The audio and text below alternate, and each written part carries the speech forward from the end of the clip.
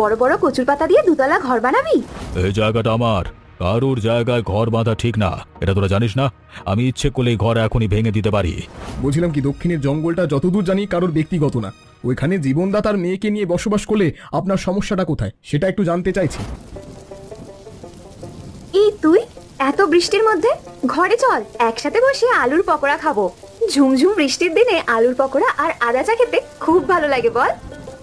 এখন ঘরে যাব না, শোন তমা, হরিদাস কাকার লিচু বাগানে লিচু কুড়াতে যাবি? কাকার বাগানে অনেক লিচু ধরেছে। এত বৃষ্টিতে ভিজলে তো জ্বর চলে আসবে, মা খুব রাগ করবে রে। একদিন বৃষ্টিতে ভিজলে কিচ্ছু হবে না, পাকা পাকা লিচু না গেলে কিন্তু খেতে পারবো না। তাছাড়া আমার কাছে তো ছাতা আছে, এক ছাতায় দুজনের হয়ে যাবে, চল না। এত বৃষ্টিতে ছাতায় কোনো কাজ হয় না। আচ্ছা তুই যখন এত করে বলছিস তাহলে চল, ছাতাটা এখানে রেখে দে, আমরা ভিজতে ভিজতে যাব। দেখেছিস কত লিচু? তমা, আমি কয়েকটা লিচু আমার বাবার জন্যও নিয়ে যাব। জানিস তো টাকার অভাবে আমরা ফল কিনে খেতে পারি না, বৃষ্টি হলে ভাঙা ঘরে জল পড়ে, খুব কষ্ট করে থাকতে হয়। তোর কথা শুনে আমার খুব কষ্ট হচ্ছে। আমার যদি টাকা থাকতো তোদের একটা ঘর কিনে দিতাম। অনেক হয়েছে, আর দরকার নেই। এই তমা, তুই লিচু নিলি না তো? যা করিয়েছিলি সব তো আমাকেই দিয়ে দিলি। আমার লাগবে না, আমি তেমন ওই লিচু টিচু খেতে পছন্দ করি না, তাই তোকে সব লিচু দিয়ে দিলাম।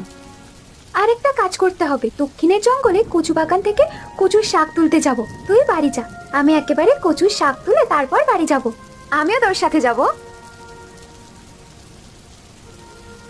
এই তমা, কি ভাবছিস?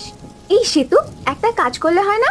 বড় বড় কচুর পাতা দিয়ে দুতলা ঘর বানাবি, দেখবি সেই ঘরে আর একটুও জল পড়বে না। তুই আর কাকা কচু পাতার ঘরে থাকতে পারবি। সে তো ভালোই হয়, তাহলে নে আমরা 2 তলা ঘর বানাতে শুরু করি। মেয়েটাকে নিয়ে আর পারি না, কোথায় যায় বলেও যায় না। ওর জন্য আমরা চিন্তা করি, এটা কি জানে না? আমার মনে হচ্ছে সেতুদির বাড়ি গেছে, ও তো ওদের বাড়ি ছাড়া আর কোথাও যায় না। বৃষ্টি থেমে গেলে ঠিক চলে আসবে। রাত তো কম হলো না, কিন্তু আমার বড্ড চিন্তা হচ্ছে। তুমি একবার সেতুদের বাড়িতে খোঁজ নিয়ে এসো না গো। আচ্ছা আমি যাচ্ছি। দুজনেই চলো। জীবনদা, আমাদের তমা আছে গো, সেই বিকেল থেকে মেয়েটার খোঁজ নেই। ভাবলাম হয়তো তোমাদের বাড়ি আছে। আমার মেয়ে সেতু বিকেলে বলেছিল তোমাদের বাড়ি যাচ্ছি, তোমাদের বাড়ি আছে বলে তো আমি আরো নিশ্চিন্তে আছি। মেয়ে দুজন খুব চিন্তায় ফেলে দিল তো। না, এখন কোথায় খুঁজবো? কোনো বিপদে পড়েনি তো? আমার তো খুব ভয় করছে, এত রাতে ওদের কোথায় খুঁজবো বলো তো? চিন্তা করো না, ওরা ঠিক বাড়ি চলে আসবে। হয়তো বৃষ্টির জন্য কোথাও আটকে পড়েছে। আমার যে এক মেয়ে ছাড়া কেউ নেই, ওর কিছু হলে আমার এই জীবন রাখা যাবে না। জীবনদা, তুমি চিন্তা করো না, ওরা দুজন একসাথে যখন আছে ওদের কোনো বিপদ হবে না। এতক্ষণেই হয়তো ওরা আমাদের বাড়িতেও আসতে পারে। জীবনদা, ওরা বাড়ি আসলে আমি তোমাকে খবর দিয়ে যাব। তুই কখন এসেছিস? কোথায় গিয়েছিলিস মা? তোর জন্য কত চিন্তায় ছিলাম, তুই কি জানিস? এভাবে না বলে কেউ কোথাও যায়? তুই আর তোমাকে একসাথে ছিলিস? বাবা, আমরা একসাথে ছিলাম, আমাদের কোনো সমস্যা হয়নি। তমাও বাড়ি গেছে। সমস্যা হয়নি, কিন্তু হতে কতক্ষণ? আর কোনোদিন না বলে কোথাও যাবি না। ঠিক আছে, কোথাও তোমাকে না বলে আর যাব না। বাবা, তোমাকে যে আমার সাথে একটা জায়গায় যেতে হবে। এ ভোরবেলায় কোথায় যাব? সারা রাত এই বারান্দায় বসেছিলাম, তোর চিন্তায় কিছু মুখে দিতে পারিনি। 2 চোখের পাতা একও করতে পারিনি। ঘরে একটু পান্তা ভাত আছে, বাবা মেয়ে মিলে খেয়ে ঘুমাতে হবে। তারপর ঘুম থেকে উঠে তুই যেখানে নিয়ে যেতে চাস সেখানেই যাব। বাবা, আগে আমার সাথে চলো, আমি যেখানে নিয়ে যাব সেখানে তুমি আরাম করে ঘুমাতে পারবে। এক ফোঁটা জলও তোমার গায়ে পড়বে না। আমি ভাত নিচ্ছি, ওখানে গিয়ে খাবো, তারপর ঘুমাবো। কোথায় যে নিয়ে যাবি কিছুই বুঝতে পারছি না। এদিকে এখনো টিপটিপ করে বৃষ্টি হচ্ছে। আগে চলো তো, তারপর তো সব বুঝতে পারবে। এ কি দেখছি রে মা? এটা তো দেখি কচু পাতার 2 তলা বাড়ি ঘর। আমি আর তমা মিলে সারা রাত ধরে এই বাড়ি বানিয়েছি। বাবা, আমি নিচতলায় থাকবো আর তুমি 2 তলায় থাকবে। এখন থেকে এটাই আমাদের আশ্রয়। বর্ষার কয়েকটা দিন থাকতে পারলেই হলো। বুঝলে ললিতা, আজকাল খবরের কাগজ পড়বার মতো নেই। কাগজ খুললেই খুন, মারামারি, জখম এসব চোখে পড়ে। খবরের কাগজ পড়ার দরকারটা কি? এই যেমন আমি কোনোদিন খবরের কাগজ পড়ি না, তাতে কি আমার দিন চলে না নাকি? খবরের কাগজ যদি না পড়ি তাহলে দিন দুনিয়ার খবর জানবো কি করে বলো তো? দুনিয়ার খবর জানা একটা নেশা, বুঝলে? তোমাকে বুঝিয়ে আর কি করব, তুমি এসবের কিছু বুঝতে না। আমার অত শত বোঝার দরকার নেই গো, সংসারটা ঠিক মতো বুঝতে পারলেই হলো। সেটাই, তোমার মাথায় এসব ঢুকবে না। তুমি এক কাজ করো, আমার জন্য আর এক কাপ চা নিয়ে এসো তো। এই তো চা খাচ্ছ, আবার চা নিয়ে আসবো কেন? এত চা মানুষে খায়? আরে বাবা, তোমার সাথে কথা বলতে বলতে আমার চা ঠান্ডা হয়ে গেছে। এবার তুমি আদা আর তেজপাতা দিয়ে রং চা করে নিয়ে এসো। সাথে যদি সরিষার তেল দিয়ে মুড়ি মাখা হতো তাহলে এক্কেবারে জমে যেত। তুই এমন করে দৌড়াতে দৌড়াতে আসছিস কেন? কোনো সমস্যা হয়েছে নাকি রে? ঘরে উঠে আয়, আমি চা করে নিয়ে আসছি। চা খেতে আমি আসিনি, জেঠুর কাছে একটা দরকারে এসেছিলাম। দরকারটা কি শুনে? জেঠু, দক্ষিণের জঙ্গলে তোমার 4 শতক জমি আছে না, ওই জমির ওপর জীবন 2 তলা বাড়ি করেছে। কি বলছিস এসব তুই? কচু পাতা দিয়ে আবার বাড়ি করা যায় নাকি? বিশ্বাস না হয় আমার সাথে চলো, নিজের চোখে দেখলে তবে বিশ্বাস করতে পারবে। বলছিস যখন, তাহলে চল দেখে আসি। মারে, রান্না কি হলো? খুব খিদে লেগেছে। পেটে খাবার পড়লে শরীরে একটু শক্তি পেতাম। রান্না কখন হয়ে যাওয়ার কথা, কিন্তু চুলাটা তো ঠিকভাবে জ্বলছেই না। ভিজে কাঠ দিয়ে রান্না করা খুবই কষ্টের বাবা। বর্ষার সময় আমাদের মতো গরিবদের কষ্টের শেষ নেই। ভেবেছিলাম মাথা গোঁজবার ঠাঁইটা হলো, এবার বুঝি একটু শান্তিতে থাকতে পারবো। আমাদের মতো গরিবদের জীবনে কোনো দিন শান্তি আসবে না। ও বাবা, এই তো চুলাটা এবার জ্বলেছে। একবার যখন চুলা জ্বলেছে তখন আমি খুব তাড়াতাড়ি রান্না শেষ করে নেব। এলো মা, কেমন যেন পায়ে শব্দ শুনতে পেলাম। বাবা, হরিদাস কাকা আর ওনার ভাইপো রতন এসেছে। আপনারা এখানে কেন? কিছু বলবেন? এই জায়গাটা আমার, কারোর জায়গায় ঘর বাঁধা ঠিক না, এটা তোরা জানিস না? আমি ইচ্ছে করলে এই ঘর এখনই ভেঙে দিতে পারি। আমি যতদূর জানি এই জঙ্গলের ভেতরে ব্যক্তিগত কারোর জমি জমা নেই। এটা আপনার জমি, আমাদের জানা ছিল না। সবাই জানে, খালি তোমরা জানো না। দুদিনের মধ্যে আমার জায়গা খালি করে দিতে হবে, নইলে আমার লোকজন এসে কচু পাতার ঘর ফু দিয়ে উঠিয়ে দেবে। আপনারা কিন্তু আমাদের সাথে অন্যায় করছেন। কেন রে, অন্যায়টা আমি কি করলাম? আমার জায়গা খালি চাই, এটা আমার শেষ কথা। এটা আপনার জায়গা না, কারণ এই জঙ্গল কারোর ব্যক্তিগত নয়। এটা যে আপনার জায়গা তার কি প্রমাণ আছে? তুই কিন্তু বেশি কথা বলছিস। আমি আবার এত কথা বলা পছন্দ করি না। জেঠু, আজকের মতো এখান থেকে চলো। 2 দিন পর এসে যদি দেখি জায়গা খালি নেই, তখন একটা ব্যবস্থা করা যাবে। হ্যাঁ তাই চল, 2 দিন পরে জায়গা খালি চাই, এটা যেন মাথায় থাকে। মা সেতু, এখানে থাকবার কোনো দরকার নেই। আমাদের বাড়ি আমরা ফিরে চাই। কিন্তু বাবা, এই জায়গাটা তো ওনার না। ওনার অনেক টাকা পয়সা আছে বলে যা ইচ্ছে তাই করবেন, যেখানে খুশি সেখানে জমি দখল করে নেবেন। কি দরকার মা ঝামেলায় জড়ানো? আজকের দিনটা থাকি, তারপর কাল বাড়ি চলে যাব। অনেকদিন কলার মোচা খাওয়া হয় না। আজকে মুগ ডাল দিয়ে কলার মোচা ঘন্ট রান্না করো তো মা, খেতে সেই লাগে। তোর বাবাও কলার মোচা খেতে বেশ ভালোবাসে। আমি ভেবেছিলাম আজকে কলার মোচার পকোড়া বানাবো, দেখবি খেতে কত ভালো লাগে। তাই নাকি? খুব ভালো হবে মা। সেতুদের জন্য একটা বাটিতে পকোড়া দিও, ওরা তো অনেক গরিব, ওদের ঠিক মতো খাওয়াই হয় না। মেয়েটার জন্য আমার খুব দুঃখ হয় রে মা। নিজেদের মধ্যে যদি ভালো ছেলে থাকতো তাহলে ওকে বিয়ে দিতাম। ওর মতো মেয়ে যেখানে যাবে সে বাড়ির লোকজন খুব সুখে থাকবে। ওর কপাল পোড়া মা, ওর বাবাও তেমন কাজ করতে পারে না। একদিন কাজে গেলে 2 দিন অসুস্থ হয়ে পড়ে থাকেন। ও মা, কাকে দেখছি? ললিতা দিদি যে, তা কেমন আছো? কতদিন পর তোমাকে দেখলাম।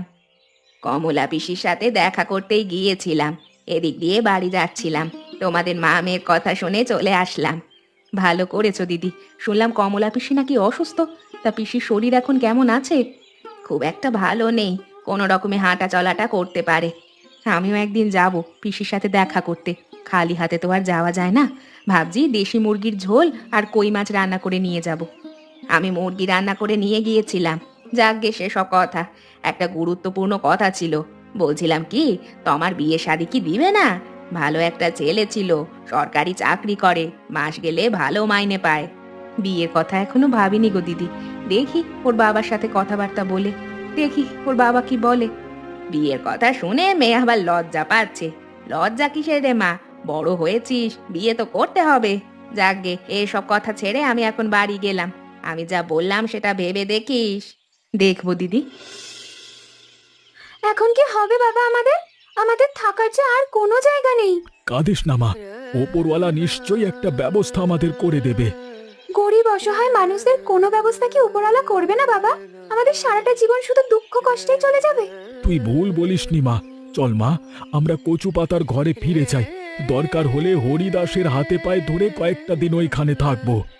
তোরা এখানে? আমি তো তোদের ওই কচু পাতার ঘরে গিয়েছিলাম, তারপর ওইখানে তোদের না পেয়ে এখানে আসলাম। তোরা এখানে কেন? এই বাড়িটা তো একেবারে ভেঙে একাকার হয়ে গেছে। কচু পাতার বাড়ি থেকে হরিদাস আমাদের তাড়িয়ে দিয়েছে, তাই আমরা এখানে চলে এসেছি। এখানে এসে দেখি বাড়িটা ভেঙে পড়ে আছে। এখন আমাদের কি উপায় হবে রে তমা?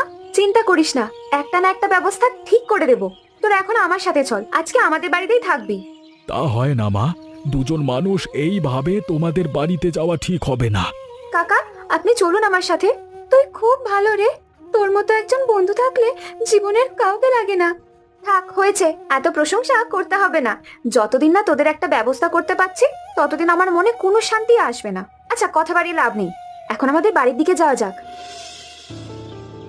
বিমল যে, তা আমার বাড়ি কি মনে করে? একটা কথা বলার ছিল। বলছিলাম কি, দক্ষিণের জঙ্গলটা যতদূর জানি কারোর ব্যক্তিগত না।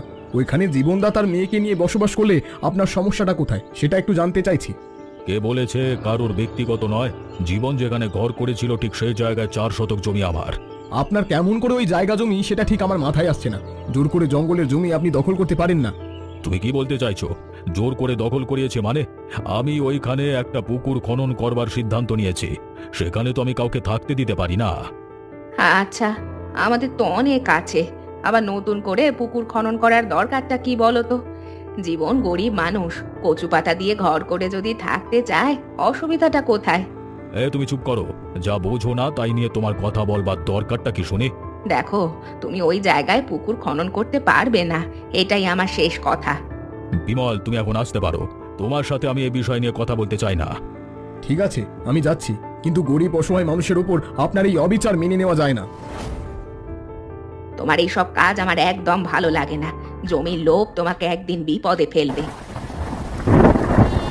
এভাবে তোদের বাড়িতে আর কতদিন থাকবো বল? আমার না নিজের কাছে খুব খারাপ লাগছে জানিস। দেখ, তোরা তো এমনি এমনি আমাদের বাড়িতে নেই, বিপদে পড়ে আছিস। বিপদে যদি আমি তোদের পাশে না থাকি, তাহলে আমি তোর কেমন বন্ধু বল? শোন তমা, আমি কিছু একটা করতে চাই। বাবা তো একেবারে কাজকর্ম কিছু করতে পারে না, জানিস তো, একদিন কাজ করলে 2 দিন অসুস্থ হয়ে পড়ে থাকে। সত্যি তো, তোর তো একটা কাজের দরকার, কিন্তু কি কাজ করবি? মাধ্যমিক পাশে তো আজকাল কোনো চাকরিও হয় না। চাকরি করতে হবে এমনটা নয়, আমি তো সব কাজ পারি, যেমন ঘরের কাজ, কাপড় পরিষ্কার করা থেকে শুরু করে সব। লোকের বাড়িও তো কাজ করতে পারি বল। লোকের বাড়ি তোকে কাজ করতে হবে না, বাবাকে বলে একটা চায়ের দোকান দেওয়ার ব্যবস্থা করে দেব। মোড়ের মাথায় চায়ের দোকান দিলে বেশ ভালো বেচা কেনা হবে। একটা দোকান দিতে গেলে তো অনেক টাকা দরকার, এত টাকা আমি কোথায় পাবো? টাকার ব্যবস্থা ঠিক করা যাবে। আচ্ছা, আমরা কোথায় যাচ্ছি? হাঁটতে হাঁটতে তো অনেক দূর অবধি চলে এলাম। আরে, সামনে একটা পুকুর আছে, আমরা ওইখানে গিয়ে বসবো। এই রতন দানা, ডুবে মরে যাবে তো। তোমার এই অবস্থা হলো কি করে? গ্রামের ছেলে, অথচ সাঁতার জানো না?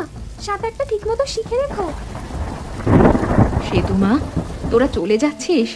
আমার তো খুবই কষ্ট হচ্ছে, আর কটা দিন থেকে যেতে পারতিস। আর কতদিন থাকবো কাকি? এভাবে তোমাদের সংসারে বসে বসে খাওয়া তো ঠিক নয়।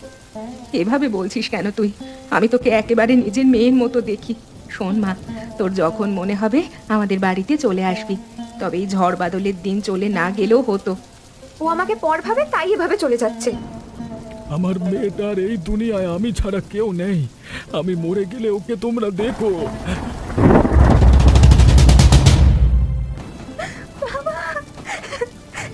কি হলো বাবা? কথা বলো, তুমি কিছু বলছো না কেন? আমি যে মরে যাবো। বাবা, এখন আমার কি হবে? আমার মনে হয় এখানে দাঁড়িয়ে থাকা নিরাপদ না, যে কোনো সময় আবার বাজ পড়তে পারে। আমি বাবাকে ছেড়ে কোথাও যাবো না। কয়েকদিন ধরে তোর খবর দিচ্ছি, কিন্তু তোর কোনো খবর নেই তো। কি হয়েছে রে তোরা? কি হয়েছে? শরীর খারাপ? না জেঠু, আমার শরীর একদম ঠিক আছে, আসলে মনটা ভালো নেই। তোর মনে আবার কি হলো? শোন, আমি তোকে একটা খুশির খবর বলবো, একেবারে মনটা ভালো হয়ে যাবে। কালকে থেকে জঙ্গলে পুকুর খননের কাজটা শুরু হবে। জেঠু, তুমি পুকুর খননের কাজ এখন বন্ধ রাখো। দেখো জেঠু, জায়গাটা তোমার না, যে জায়গা তোমার নয় সেই জায়গায় পুকুর খনন করা ঠিক না। তুই এ কথা বলছিস? তোর হয়েছেটা কি শুনি? জেঠু, কিছুদিন আগে আমি জলে পড়ে মারা যাচ্ছিলাম, সে তো আমাকে জল থেকে তুলে নতুনভাবে বাঁচার পথ দেখিয়েছে। কয়েকদিন আগে ওর বাবা মারা গেছে, আমি ভাবছি এখন থেকে ওর পাশে আমি থাকবো। ওকে আমি বিয়ে করে জঙ্গলের ভেতর কচু পাতার ঘরে চলে যাব। কি বলছিস কি তুই? তোর মাথা ঠিক আছে তো? আমার মাথা ঠিক আছে জেঠু, আমি এখন আসি। আমাকে যে কেউ বিয়ে করবে এটা আমি কখনো ভাবতে পারিনি। কেন? আমার তো মনে হয় আমি তোমার যোগ্য না। তুমি আরো ভালো ছেলে বিয়ে করতে পারতে। তাহলে তোমার বাড়ির সবাই আমাকে বউ বলে মেনে নিত। কে বলেছে বাড়ির সবাই তোমাকে বউ বলে মেনে নেয়নি? সবাই তোমাকে মেনে নিয়েছে। আমার জেঠু এখনো মেনে নেয়নি। জেঠু মেনে নিলেই কি আর না নিলেই কি? তারপরও গুরুজনের আশীর্বাদ মাথায় থাকা ভালো। কি রে, তোদের নতুন সংসার কেমন চলছে? ভালোই চলছে, কিন্তু মনটা খুব খারাপ। সবার সাথে যদি মিলেমিশে থাকতে পারতাম তাহলে তো ভালোই হতো। একদিন সব ঠিক হয়ে যাবে। শোন সেতু, তোকে না বলেছিলাম একটা চায়ের দোকান দিতে? বাবা মোড়ের মাথায় চায়ের দোকান করে দিয়েছে। তুই এখন থেকে দোকানে বসবি। তুমি দোকান চালাবে আর বাবার ব্যবসা দেখবো। আজকে তোমাকে নিয়ে বাড়ি যাব, আর এই কচু পাতার বাড়িতে মাঝে মাঝে আসবো। আপনি? আমি ভেবে দেখলাম তোরা যদি সুখে থাকিস তাহলে আমি মুখ ফিরিয়ে নিয়ে থেকে কি করব। আমি তোদের আশীর্বাদ করলাম তোরা ভালো থাকিস। সবাই মিলেমিশে থাকার মধ্যে অন্যরকম সুখ আছে। বলুন দেখি, আমার জেঠু জঙ্গলের ভেতর কি খনন করতে চেয়েছিল? সঠিক উত্তর কমেন্ট করে জানাবেন। আর পরবর্তী গল্প দেখতে আমাদের চ্যানেল সাবস্ক্রাইব করতে ভুলবেন না। ধন্যবাদ।